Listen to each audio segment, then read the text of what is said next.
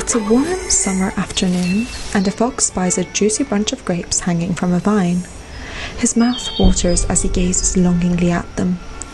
He jumps to reach the high branch, but misses. He tries again and again in vain until he looks at the grapes in disgust. "What a fool I am," he says, "wearing myself out for a bunch of sour grapes."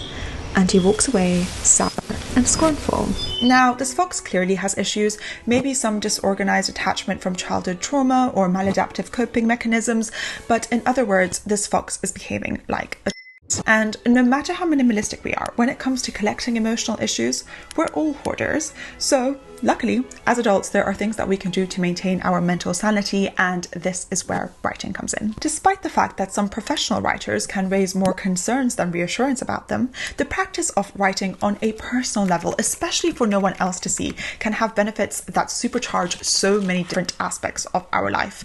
And so I feel like it's such a shame that either because of bad teaching when we were younger or kind of intimidation as we are adults, we don't incorporate enough of the easy methods of writing into our life. And all this stuff does not need to be complicated. One of the methods I'm going to talk about today doesn't even require us to be literate, but we can truly write our anxieties away. So if you're also curious about this, this is what the experts, evidence-based methods, and some of my little experience has to say about incorporating writing to improve your life.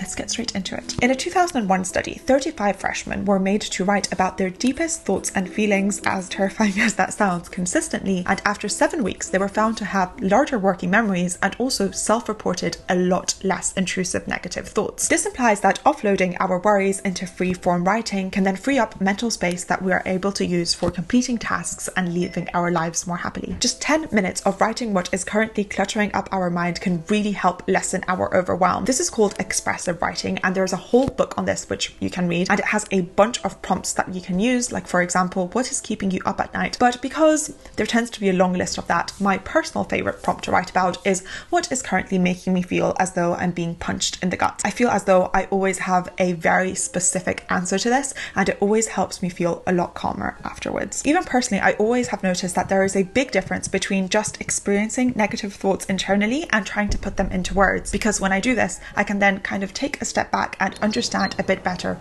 what is going on. I found it really interesting when I was younger that the Inuit have tens of words for snow, which made me think that they must be able to appreciate snow a lot more than I am. And in the same way, when I'm just feeling things and it's really vague, it doesn't have any words, I'm really confused, overwhelmed. When I try to make sense of this experience in words, either spoken in therapy or written, it really helps me kind of gain perspective and understand what is going on. And in a way, it kind of disempowers all the negativity and the feelings which can often be very overwhelming. You can do this activity by writing down. I prefer to do it electronically for two main reasons. First, simply being that I can type a lot faster and therefore keep up with my continuing thoughts, but the second reason is because I don't run into the risk or fear of someone picking up the piece of paper and thinking that I need to be sectioned. Sometimes I think that if I don't have a proper word for something, I don't even know what it means, and Proust described this a lot better than I can because he's a proper writer when he said, "We stay on the outside of our impressions as if staring at them through a frosted window,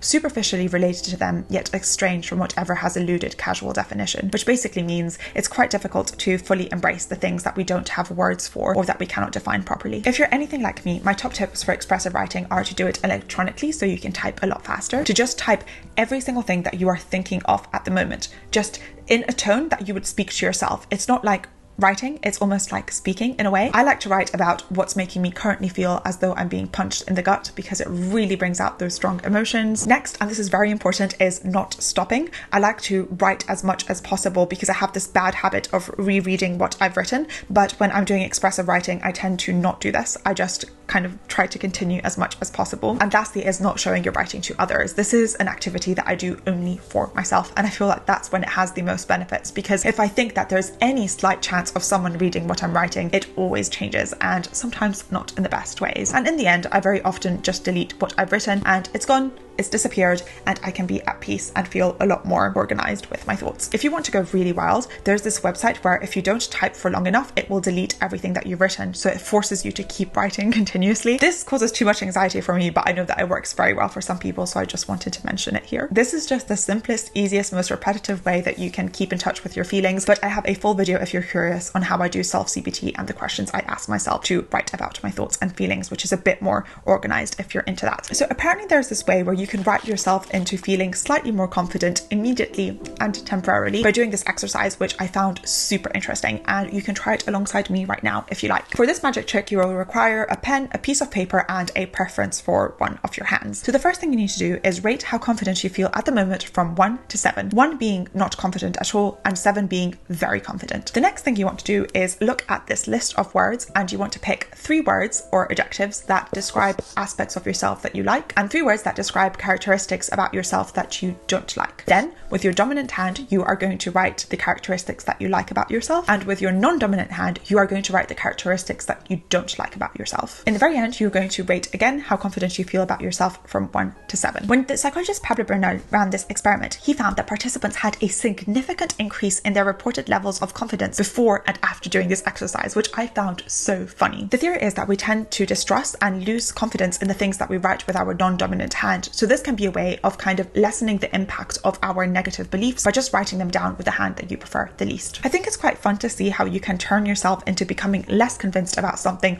just by switching the way that you write things up. Also, it at the very least does show that there are ways that we can very easily significantly change our negative beliefs about ourselves and how malleable our self-thoughts are, which I found really, really interesting. I just wanted to add, if you don't have a dominant hand, I apologize, this exercise might not work for you. When Ronald Reagan would zone out, he'd doodle cowboys, John Kennedy sketched dominoes, and Theodore Roosevelt liked to draw children, which honestly I wish I hadn't read. But basically, the act of doodling or just putting pen to paper in a form of distraction is not actually procrastination or not paying attention, which we were very often told when we were younger. Actually, doodling has been shown to be very good for our attention, because in a study where 2 groups of people were made to listen to a very boring message, the half which was allowed to doodle while doing this reported back 29% better attention than the half which was doing nothing. So even though when we were younger we might have been told it was rude or not been allowed to doodle while we do things, it's actually a lot better for learning. Now, not only does letting our hands roam free on paper while we are doing other things improve our focus, but it also has been shown in a few studies to improve psychological distress. And this doesn't mean that you need a full art lesson and to draw Michelangelo level work. In these studies, people were just drawing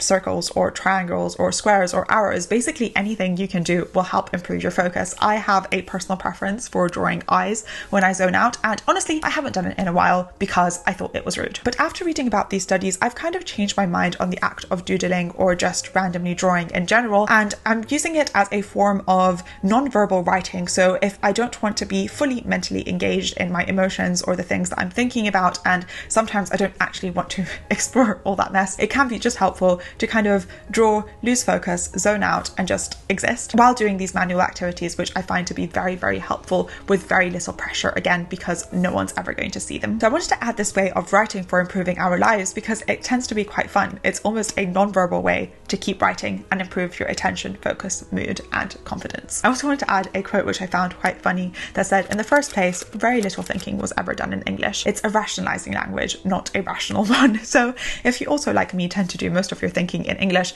then it might be helpful to kind of ignore this and draw instead. The foundational basic logic of science I find is absolutely core in any act of thinking, feeling, or emotional processing that I do in my life.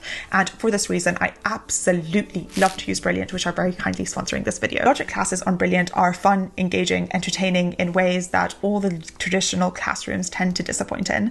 I feel as though they've found all the mistakes in traditional teaching and kind of fixed them in a way that I can carry with myself in my pocket because I love to do them on my phone, and also they're just saved all the time, so I can go right back to them whenever I am lost, because I tend to forget where I leave things in general. If you also want to brush up, maintain, or supercharge your learning and understanding skills, there are so many classes on logics, mathematics, and STEM subjects that you can freely pick from. There will be a link in my description which will give you a discount to Brilliant, or you can just check it out in the meantime. But otherwise, if you made it so far, thank you so much for spending the time with me. I hope you have a wonderful rest of your day. Be kind to yourself and others, and don't believe everything you think. Thanks. Bye.